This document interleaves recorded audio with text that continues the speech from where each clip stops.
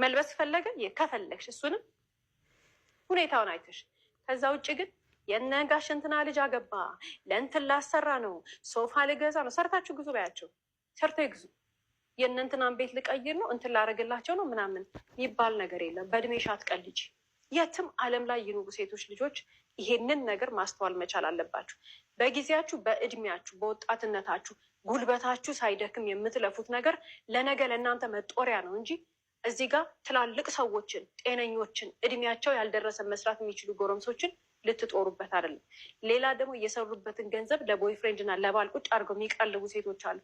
እነሱም እራሳቸውን እንዲያስተካክሉ መንገር መቻል አለብን ነበረ እስከዛሬ። ከዚህ በኋላ ግን ይሄንን ማቆም አለብን። የሴት ልጅን ጉልበት የሚበሉ ሰዎች በጠቅላላ ስርዓት ማስያዝ ማንም ሰው ስለሚከብደው ስርዓት የምንይዘው እኛ ነን። ገንዘባችንም በአግባቡ በስነ ስርዓት ባንክ አስቀምጠን ከዛ በኋላ ለምንጠቀምበት ነገር ማድረግ። ሴቶች እህቶቻችን በተለይ በውጭ ሀገር ሆነው የሰሩበትን ገንዘብ የት እንደሚያስቀምጡ ካላወቁ በርካታ ሴቶች አሉ። ዛሬ ሂዱና በተለያዩ ሚዲያዎች አረብ ሀገር በተለይ ላሉ ሴቶች እህቶቻችን ምክር የሚሰጡ የተለያዩ ሰዎች አሉ። እነሱን ጠይቁ፣ ስልክ ደውሉ፣ አነጋግሩ፣ እዛው በዛው መረጃ ተቀያየሩ። እናንተ ፈጣኖች ናቸው። አንድ ነገር ብቻ ነው የሚጎላችሁ ነገር ምንድን ነው? ገንዘባችሁን መያዝ አታውቁበትም። ስለዚህ ገንዘብ አያያዝ መረዳት መቻል አለባችሁ። ጉልበታችሁ የትም አታገኙትም። ገንዘባችሁ ብቻ ነው የተቀመጠው የምታገኙት። እድሜ እየሄደ ነው፣ ጊዜ እየሄደ ነው። ከጊዜ ጋር መራመድ የእኛ ፋንታ ነው።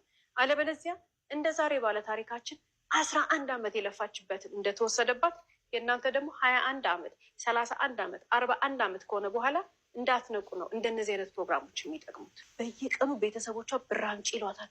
በየቀኑ ሰርታ የምትመጣ ከሆነ ባሏ ብር አምጪ ይላታል።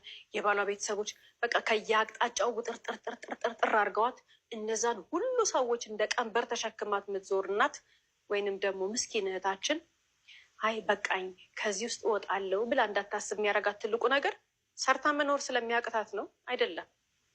የእኛ ምላስ ነው። እኛን ነው የምትፈራው።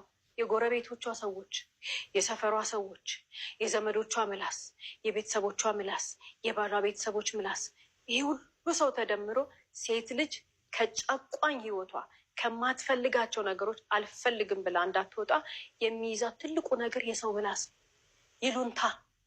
ሰው መሳቂያ ሆናለሁ፣ ቤተሰቦቼ ሰው መሳቂያ ይሆናሉ፣ እኔ ሰው መሳቂያ ሆናለሁ። ተሰብስበው አንድ ላይ በማህበር ተደራጅተው 1 ዓመት ሙሉ ቆሞ ይሳቁ። አንቺ ምን አገባሽ? ይሳቁ፣ ያማሉ፣ ይሙ። ምንድን ናቸው? አንቺም እነሱም እኩል ሰው ናቸው። በቃ ሴቶቻችን መረዳት ያለባችሁ ነገር ሰው ጥሩ ብታረጉም ጥሩ ባታረጉም፣ ብትመርቋቸውም ብትረግሟቸውም፣ ብታገቡም ብትፋቱ ያማል። ሰው ከማማት ወደኋላ ስለማይል ምላስ አትፍሩ፣ ምንም ነገር አትፍሩ። ተሰብስበው በጋራ ሆኖ የፈለጉትን ነገር ይበሉ። ቤተሰቦችሽ የሚደግፉሽ ከሆነ በጣም ታድለሻል። ቤተሰቦችሽ ነይ ልጃችን እናከብርሻለን፣ አንቺ የኛ ውድ ስጦታ ነሽ ታዩና እሱን የሚሉሽ ከሆነ ታድለሻል። ካላሉሽ ግን አልታደልሽም ማለት አይደለም። እነሱ ናቸው ያልገባቸው። አትሂጂ እነሱ ጋር። አንቺ ፈጣሪ የሰጠሽን ነገር ተመልከች። ማንም ሴት እህታችን ከሆነ ውጥረት ስለመውጣት ፈልጋ የጎረቤት የንትና ሀሜት ፈርታ የምትኖር ካለች መረዳት ያለባት ነገር እነዛ የፈራቻቸው ሰዎች እሷ ልጅ ስትሸከም 9 ወር መጥተው 1 ኪሎ ሼር አድርገውሻል ወይስ 2 ኪሎ ይዘውልሻል? አንቺ ተከፍተሽ እዛ መኝታ ቤት ውስጥ ስታለቅሺ፣ በር ዘግተሽ በየክፍሉ ስታለቅሺ አይዞሽ እህቴ ብሎ ይጠረገልሻል? ማንም? ስቃይሽን አንቺ ነሽ የምትሰቃዩ። እስከ ፕሮግራማችን ፍጻሜ ድረስ አብራችሁን ስለቆያችሁ እናመሰግናለን። ሳምንት በተመሳሳይ ሰዓት በአዲስ ታሪክ እንደምንቀርብ እየገለጽን እንደተለመደው